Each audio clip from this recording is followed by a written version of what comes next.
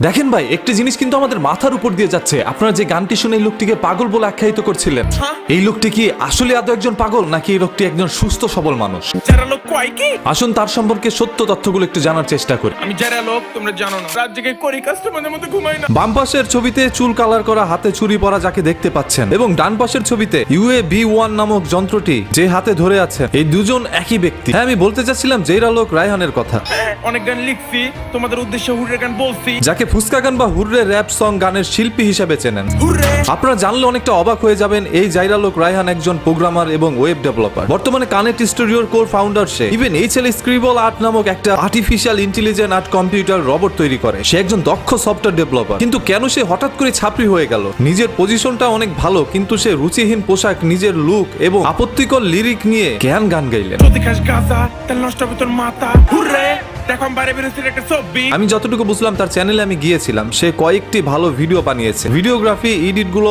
অসাধারণ ছিল। ফুসকা কসম আমি আসক্ত হয়ে গেছি টক দিয়ে ফুসকা। এই ফুসকা গান বাদে বাকি গানগুলো ভালোই ছিল, কিন্তু ভাইরাল হয়নি। যারা লোক কয় কি মূলত এই লোকটি অনেক কষ্ট করেছে, কিন্তু যখন দেখছিল ভালো জিনিস মানুষ পছন্দ করে না, তখন সে এরকম রুচিহীন একটা গান গেয়ে ভাইরাল হয়ে গেল। সে প্রমাণ করে দিল এই যুগে মানুষ ভালো জিনিস পছন্দ করে না। পাবলিসিটির জন্যই সে এই কাজটা করেছে। রাত জেগে করি কাস্টমারের মধ্যে ঘুমাই না বলার জন্য আজকে আমি বাইরে বের হইছি। বলতে বলতে মনে পড়ে গেল একটা গল্প। আজকে ফুসকা এনে গল্পটা বলবো অল্প। আই হোপ আপনারা জাইরা লোক রায়হানের সম্পর্কে অনেক কিছু বুঝতে পেরেছেন। এটাই কিন্তু চরম বাস্তবতা ভাই। আমরা যদি কোনো একটি ভালো জিনিস আপনাদের সামনে তুলে ধরি, তাহলে সেটা আপনারা মন ভরে দেখবেন না। তবে একটি বাজে জিনিস, একটি খারাপ জিনিস কিন্তু মানুষের সামনে প্রতিনিয়ত ভাইরাল হয়ে যায়। আজকে জাইরা লোক রায়হান যদি এই গানটা না গাইতো, তাহলে কিন্তু তিনি ভাইরাল হইতে পারতো না। তাকে আমরা কেউ চিনতাম না। তিনি এমন একটি ড্রেস পরেছে, যে ড্রেসটি নিয়ে কিন্তু মানুষ সমালোচনা করা শুরু করেছে। এমন একটি গান গেয়েছে, যে গানটি নিয়ে মানুষ সমালোচনা করা শুরু করেছে। কারণ কোনোটাই কিন্তু ভালো ছিল না, রুচিহীন ছিল। গেছিলাম কক্সবাজার, সেখানে রোহিঙ্গারা শুরু করতে ইয়াবার বাধা। 2023 সাল, যেখানে বাংলাদেশকে ডিজিটাল বাংলাদেশ বলা হচ্ছে, মানুষ এখন শিক্ষায় শিক্ষিত হচ্ছে, সেরকম একটি সমাজ বা সেরকম একটি দেশের মধ্যে রুচিহীন জিনিসটাই সবচেয়ে বেশি ভাইরাল হচ্ছে। কারণ সোশ্যাল মিডিয়ার মধ্যে কারা সব থেকে বেশি অ্যাক্টিভ থাকছে, সেটা আপনার আগে দেখতে হবে। মানুষ এখন কোনটাকে ভাইরাল করতে চায়, সেটাও আপনার দেখতে হবে। আপনি যদি একটি ভালো জিনিস করেন, কোটি টাকা ব্যয় করে আপনি একটি ভালো জিনিস তৈরি করেন, তাহলে সেটা মানুষ দেখবে না। হাতে গোনা 2-4 জন লোক সেটা দেখে। বাকি সবাই বরাবরই অশ্লীলতার বিপক্ষে পোস্ট করলেও অশ্লীল জিনিসটাই খুঁজে বেড়ায়। কিছু কিছু মানুষের ফেসবুক টাইমলাইনের মধ্যে ঢুকলে দেখতে পারবেন মা বাবার প্রতি তাদের কি পরিমাণ ভালোবাসা। সেই সাথে রুচিযুক্ত পোস্ট আর অশ্লীলতার বিপক্ষে এত পরিমাণ পোস্ট দেখলে বুঝতেই পারবেন সেই লোকটি হয়তো কখনো বাজে কাজ করেনি। অথচ তার ফেসবুক ওয়াচিং এর মধ্যে ঢুকলে দেখতে পারবেন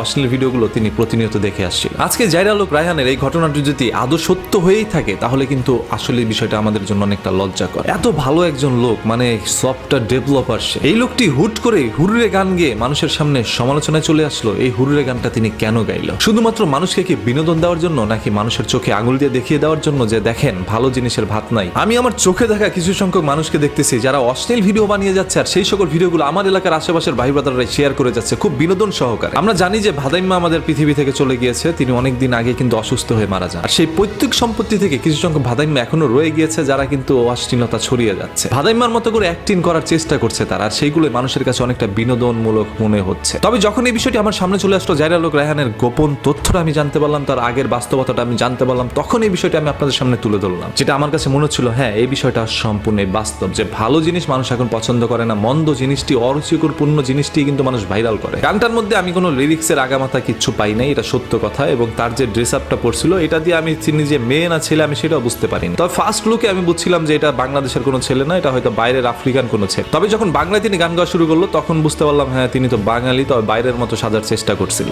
আগে ফুসকা ভাত না হলো চলতে যা, ফুসকা লাগবে টপিস পাগল হয়ে যাবো। এই সম্পূর্ণ বিষয়টা আপনাদের কাছে কি মনে হচ্ছে, আপনারা একটু কমেন্ট করে জানাবেন। দেখতে চাই আপনাদের সবার মূল্যবান মতামত। দেখা হবে আপনাদের সাথে পরবর্তী ভিডিওতে খুব শীঘ্রই। এতক্ষণ সবাই ভালো থাকবেন, ভালো রাখবেন, মন্দ হতে বিরত থাকবেন। বরাবরের মতো কথা কিন্তু একটা, ধর্মবর্ণ নির্বিশেষে আমরা সবাই মানুষ হয়েছে, সর্বদা মানুষের পাশে দাঁড়াতে, এটাই তো আমাদের একটি নীতি হতে পারে। আসসালামু আলাইকুম, আল্লাহ হাফেজ।